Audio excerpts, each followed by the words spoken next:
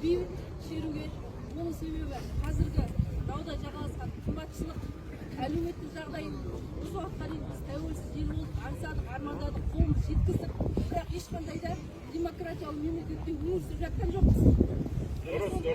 Сондықтан да біздің айтарымыз қазіргі кезге дейін не айтсақ та жарасады. Себебі біздің байлығымыз жердің астында, үстіндегі байлығымыз мына тұрған 18 миллион халқымызды миллионер қылуға жетеді. Оны айтып тұрған себебіміз халық ашулы. Неге? Дауда жағаласқан кредит, елде жоқ кредит біздің елімізде. Қылмыс бойынша бірінші орын біздің елімізде. Суицид бойынша бірінші орын біздің елімізде. Неге?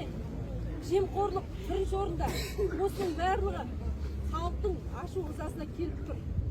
Міне, біздің шығып отқанымыз бейбіт шеру осы. Қазіргі замандағы биік басындағыларға біз кетуін талап етеміз.